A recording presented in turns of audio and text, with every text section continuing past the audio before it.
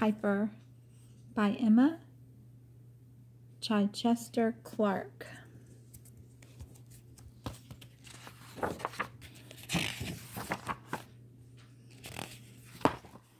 When Piper was a little puppy, his mother used to say to him, "Always obey your master, always look both ways before you cross the street, and always help anyone in danger." Once Piper was old enough to leave home, Mr. Jones, his new master, came to take him away. He was a strange, fierce-looking man, and Piper felt nervous. "Don't worry," said Piper's mother comfortingly. "If you remember the 3 things I told you, you will be a good dog, and I will always be proud of you." Mr. Jones dragged Piper up a hill to the lonely, crooked house where he lived. "Tomorrow, I want you to take care of the rabbits in my vegetable patch. Teach them a lesson they won't forget," said Mr. Jones grimly. "I can easily obey that command," thought Piper. Piper worked very hard. He took good care of the rabbits all day, and by evening he had taught them to jump over him, and they had a lovely time. But Mr. Jones was furious. He came up behind Piper and hit him with a big stick. "You stupid, disobedient dog," he snarled. "You were supposed to get rid of the rabbits. Stay in this shed until I decide what to do with you." He tied poor Piper up without any food.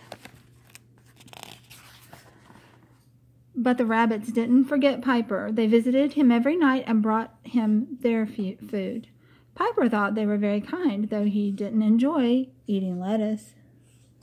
A week later, Mr. Jones bought a new dog. It was a vicious creature with teeth like knives.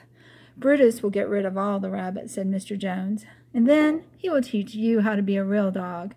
Brutus growled at Piper and bared his sharp teeth. Piper was terrified. That night, Piper bit through the rope and escaped. He ran and ran through dark woods. He ran up and down steep hills.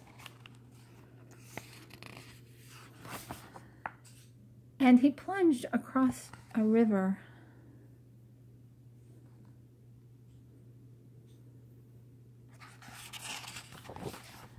At last he came to a big city. It was dark and noisy. The houses were like gray boxes.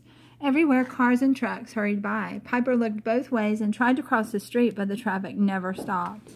He felt very small and alone. Then Piper saw an old lady standing on the other side of the street. She called to him, and he gave a friendly bark in return. Suddenly she stepped out towards him into the street without looking. A car was about to run her over. Piper darted in front of her and stopped the car, but the old lady was so startled that she fell backwards onto the pavement. She lay there without moving. Soon a crowd gathered and an ambulance arrived. The ambulance men lifted the old lady onto a stretcher and took her away.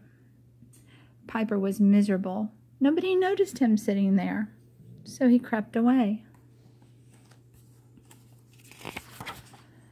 Piper had banged his leg on the car when he saved the old lady. He limped sadly along until he came to a park. It began to rain. His leg hurt very much when he walked, so he hid under a bush. As he drifted off to sleep, Piper dimly heard voices through the raindrops, drumming on the trees. Suddenly there was a loud shout nearby. "I've found him!" Piper felt himself being gently lifted up and wrapped in a warm blanket. Then he fell asleep. He did not understand that everyone had been looking for the brave dog who had saved the old lady's life. When he woke up, he was lying on a soft sofa with a bowl of delicious food in front of him.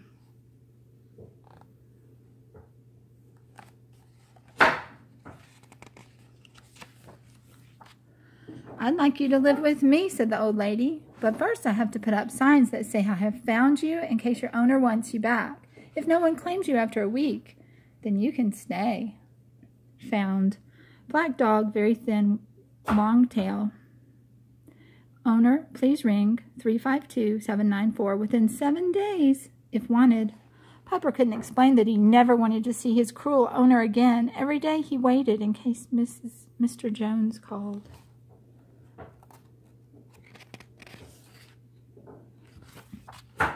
By the end of the week, he was so tired he fell asleep by the telephone. Suddenly it rang. The old lady lifted the receiver, and Piper heard Mr. Jones' grating voice. "That black dog is mine, but you're welcome to him. He is such a coward, he won't even chase a rabbit." "I should hope not, you horrible man," and the old lady said the old lady in a shocked voice, and she put the receiver down with a bang. "How lucky I am to have found you," she said. "Now we can both look after each other." The end. Thanks for listening to this story. Please stay tuned for the next one. Bye-bye now.